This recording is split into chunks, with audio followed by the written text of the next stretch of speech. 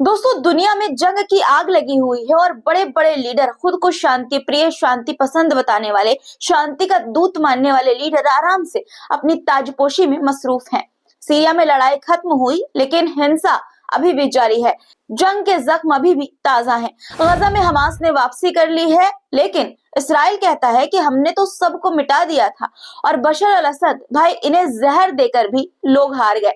लगता है सियासत में अब जहरीले बयान कम और जहरीली साजिशें ज्यादा हो रही है। सुबह सुबह मिडिल ईस्ट से जुड़ी बड़ी खबरें आपके लिए लेकर आई हूँ। सीरिया, फिलिस्तीन, रूस, यूक्रेन और यहाँ तक कि बशर अल असद पर हमले की भी। इसलिए वीडियो अंत तक देखिएगा। पूरी जानकारी, हर एक डिटेल आपको इस वीडियो में मिलेगी। इसलिए दोस्तों, सबसे पहले हर रोज की तरह एक गुजारिश की वीडियो को पहले लाइक करिए। उसके बाद जहां से आप हमारा ये वीडियो देख रहे हैं वहां का नाम कमेंट में जरूर लिखा करिए और अपना नाम भी जरूर लिखा करिए और वीडियो पर जो आपकी राय हो वो भी जरूर दिया करिए। चलिए अब शुरू करते हैं आज का वीडियो। द लाइव टीवी, सच सबसे आगे।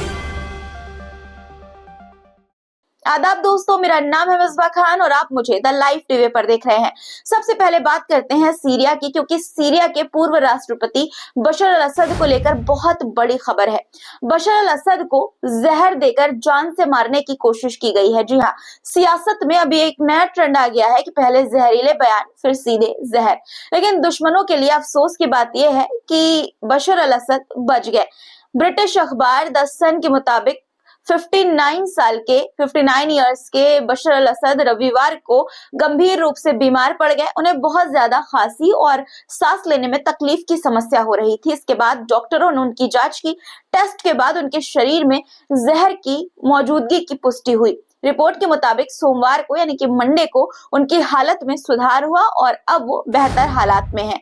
इस बीच रूसी अधिकारी जहर देने में शामिल अपराधियों का पता लगाने में जुटे हैं। हालांकि इस घटना को लेकर रूसी अधिकारियों की तरफ से कोई आधिकारिक पुष्टि नहीं की गई है।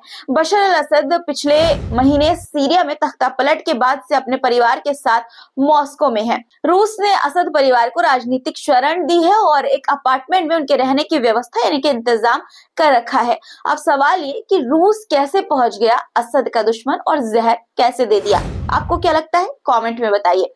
इस बीच सीरिया के होम्स में नया ड्रामा चल रहा है। सीरियाई अधिकारियों ने होम्स में पूर्व सरकारी युद्ध अपराधियों के खिलाफ अभियान जारी रखा है। नई हुकूमत पुराने जंगजुओं को ढूंढ ढूंढ कर सजा दे रही है।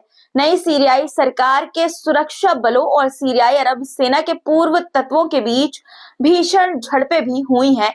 दूसरी तरफ होम्स शहर में अल्पसंख्यक अलवियों के खिलाफ हिंसा और दमन की नई लहर शुरू हो गई है। हयात तहरीर अल शाम यानी कि एचटीएस ने जिस तरह से अल्पसंख्यकों पर जुल्म ढाया है, उसे देखकर तो यही लगता है कि नया सीरिया भी पुराने जुल्मों की वही कहानी दोहरा रहा है। खबरों के मुताबिक होम्स के अलवियों पर एचटीएस ने सख्त कार्रवाई शुरू की है। ये कार्रवाई उन प्रदर्शनों के बाद की गई जो पिछले हफ्ते अलवियों ने नए शासकों के खिलाफ किए थे। एचटीएस के सुरक्षा बलों ने वादी अल दहाब और अक्रमा जैसे अलवियों के बहुसंख्यक इलाकों में तलाशी अभियान चलाया। इन इलाकों में रह रहे लोगों को घर से बाहर न निकलने की हिदायत दी गई है। मतलब लोगों को घरों में कैद कर दिया गया है और जो लोग प्रदर्शन कर रहे थे उन्हें सुरक्षा खतरा बता दिया गया है। अलवियों के खिलाफ ये कार्रवाई तब शुरू हुई जब पिछले हफ्ते एक अलवी तीर्थ स्थल पर हमले का वीडियो सामने आया। इसके बाद पूरे सीरिया में विरोध प्रदर्शन हुआ। लटाकिया, टाटस, होम्स, हामा, हर जगह लोग सड़कों पर उतरे, लेकिन एचटीएस को इससे फर्क पड़ता हुआ नहीं नजर आया। ऐसा लगा कि उसे कोई मतलब नहीं है, बल्कि उन्होंने इसे अपनी सत्ता के खिलाफ साजिश बता दिया। यानी जो सवाल पूछे वो गुनाहगार और जो चुप रहे वो सुरक्षित। अलवियों का मानना है कि उनकी धार्मिक और सांस्कृतिक पहचान खतरे में है। उनकी ये चिंताएं एचटीएस के शासन में और ज्यादा बढ़ गई है। दोस्तों, एचटीएस लगातार ये दावा करता आया है कि वो सभी धर्मों और संप्रदायों के अधिकारों का सम्मान करेगा, लेकिन जमीनी हकीकत कुछ और ही बयां कर रही है। अलवियों और ईसाइयों के खिलाफ हिंसा की घटनाएं बार बार सामने आ रही हैं, लगातार बढ़ रही हैं। पिछले दिनों दमिश्क के ईसाई बहुल इलाकों में भी विरोध प्रदर्शन हुए थे, जब हमामा के पास एक क्रिसमस ट्री को जलाने की घटना हुई। ये घटनाएं अल्पसंख्यकों में डर और असुरक्षा को बढ़ा रही हैं। अब सवाल ये है कि क्या ये नया सीरिया अलवियों, ईसाइयों या किसी भी अल्पसंख्यक के लिए है या सिर्फ उन लोगों के लिए जिनकी बंदूकें जोर से बोलती हैं। दोस्तों, क्या आपको याद है जब मैंने सीरिया में इस्राएली सेना की घुसपैठ के बारे में पहले बात की थी, तब कुछ लोगों ने मेरी आलोचना की थी और कहा था कि ये झूठ है।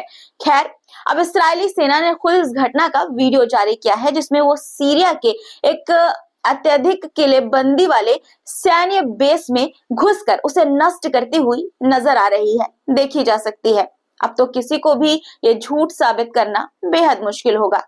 अब एक और खबर सुनिए दोस्तों, दुनिया में बैन लगाने के बहाने अलग अलग हो सकते हैं, लेकिन सीरिया ने जो किया है वो सच में दिमाग को घुमा देने वाला और हंसने वाली बात है। सीरिया में चीनी फिलॉसफी पढ़ने पर बैन लगा दिया गया है। जी हाँ, यानी कि सीरिया के लोग अब चीनी फिलॉसफी नहीं पढ़ पाएंगे। लेकिन मजेदार बात यह है कि ग्रीक और पश्चिमी फिलॉसफी से कोई दिक्कत नहीं है सीरिया की सरकार को। अब इसे क्या कहेंगे, फिलोसॉफिकल सेंसरशिप या फिलॉसफी की राजनीति? आप ही कमेंट में बताइए। अब बात करते हैं गजा की। फिलिस्तीन के गजा में एक बार फिर से हलचल तेज हो गई है। इसराइल की सेना ने हमास पर बड़ी जीत के दावे किए थे, लेकिन ताजा रिपोर्ट्स कुछ और ही कहानी बयां कर रही है। इसराइल ने यह दावा किया था कि जंग के दौरान उन्होंने 17,000 से 20,000 हमास लड़ाकों को खत्म कर दिया, लेकिन अब नई रिपोर्ट्स ये कहती है कि हमास के पास आज भी 20,000 से 23,000 लड़ाके मौजूद है। अब सवाल ये उठता है कि अगर इसराइल ने इतने लड़ाके खत्म किए तो ये नई ताकत कहां से आई? कुछ रिपोर्ट्स का कहना है कि हमास के पास जंग से पहले 40,000 तक लड़ाके थे, यानी कि इसराइल की गिनती पहले ही गलत थी। अब सोचने वाली बात है, कहीं ऐसा तो नहीं कि इसराइल की सेना को गणित के टीचर की जरूरत है? क्योंकि सिर्फ यही नहीं, इसराइल ने कहा कि उन्होंने गजा के उत्तरी हिस्से को पूरी तरह से खाली करवा दिया है, लेकिन दूसरी तरफ कुछ रिपोर्ट्स ये बताती है कि वहां अभी भी हमास के लड़ाके मौजूद हैं। अगर हमास ने इतनी जल्दी अपनी ताकत को फिर से खड़ा कर लिया तो ये फिलिस्तीनी जज्बे को दिखाता है और इसराइल के लिए एक बहुत बड़ी चिंता की बात है। लेकिन इससे इसराइल की सैन्य नीतियों और उनके दावों पर भी एक बड़ा सवाल खड़ा होता है। इन सारी गड़बड़ी के सामने आने से इसराइल की जो फतह के दावे हैं, जो जीत के दावे हैं, उस पर भी सवाल उठता है। क्या इसराइल सिर्फ अपने प्रचार का ताल ठोकता है और झूठ बोल बोलकर हमास को कमजोर बताता है? आपको क्या लगता है? कमेंट में लिखिए। दोस्तों, हमास की ताकत का एक प्रूफ मैं आपको दिखाना चाहती हूँ, देखिए ये वीडियो। اللهم أنت عضوي ونصيري بك أجول وبك أصول وبك أقاتل. سيتم إطلاق رشقة صاروخية على أراضينا المحتلة على مدينة نتيفوت. نسأل الله الثبات والسداد. اللهم قوي المجاهد. कस्साम ब्रिगेड जो हमास का मिलिट्री विंग है, उसने ये वीडियो जारी किया है जिसमें उन्होंने नेगेव इलाके के नेटिवोत सेटलमेंट यानी कि बस्तियों को Q-18 रॉकेट से निशाना बनाया है। कहा जा रहा है कि यह हमला गजा से हुआ है और इसके पीछे का मकसद इसराइल पर जवाबी दबाव बनाना है। नेटिवोट सेटलमेंट इसराइल के नेगेव इलाके में स्थित है। यह इलाका इसराइल के लिए सामरिक रूप से अहम है। यहाँ पर नागरिक और मिलिट्री दोनों ही मौजूद हैं और इस पर हमला करना सीधे तौर पर इसराइल को एक बड़ा और कड़ा संदेश देने जैसा है। दोस्तों, रूस और यूक्रेन से जुड़ी कुछ बड़ी खबरें भी सामने आई है। रूस ने यूक्रेन में अपनी सैन्य गतिविधियों को तेज कर लिया है। आइए आपको बताती हूँ कि अब तक क्या क्या हुआ और जो हुआ उसका असर क्या होगा, क्या मतलब है उसका। पहली खबर चासोव यार के रिफ्रैक्टरी प्लांट से है। रूस की सेना ने इसके दक्षिणी हिस्से से हमला शुरू कर दिया है। ये वही प्लांट है जिसे 2 हफ्ते पहले यूक्रेनी सेना ने दोबारा अपने कब्जे में ले लिया था। अब रूस इस प्लांट पर दोबारा नियंत्रण पाने की कोशिश कर रहा है। इसके अलावा विजुअल कंफर्मेशन मिला है कि रूसी सैनिक इस प्लांट के पूर्वी दरवाजे तक पहुंच चुके हैं। ये रूस की बड़ी रणनीतिक बढ़त मानी जा रही है। रूस से दूसरी बड़ी खबर सेवर्क इलाके से है। रूसी सेना ने सुखा प्लोतवा नामक किले में प्रवेश किया है। इसका मतलब ये है कि इवानो दारोवका नाम के कस्बे पर अब रूस का पूरी तरह से कब्जा हो चुका है। ये इलाका सामरिक रूप से काफी अहम है और यूक्रेन के लिए इसे खोना एक बड़ी चुनौती साबित हो सकता है। तीसरी बड़ी खबर यूक्रेन के आसमान में छाई हलचल से जुड़ी है। पूरे देश में सायरन बज रहे हैं, सायरन की आवाज गूंज रही है।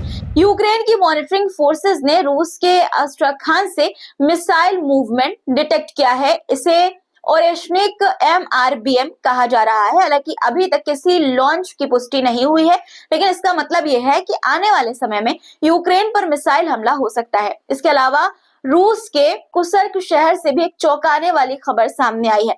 यूक्रेनी मिसाइलों ने रूसी सैनिकों के एक ठिकानों को निशाना बनाया और यहाँ बड़ी संख्या में सैनिकों के हताहत होने की खबरें भी आई हैं।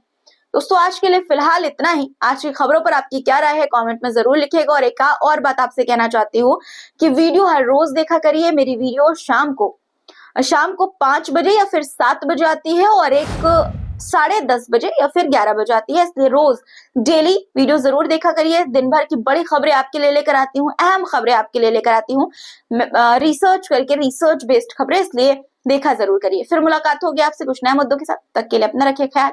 खुदा हाफिज। द लाइव टीवी, सच सबसे आगे।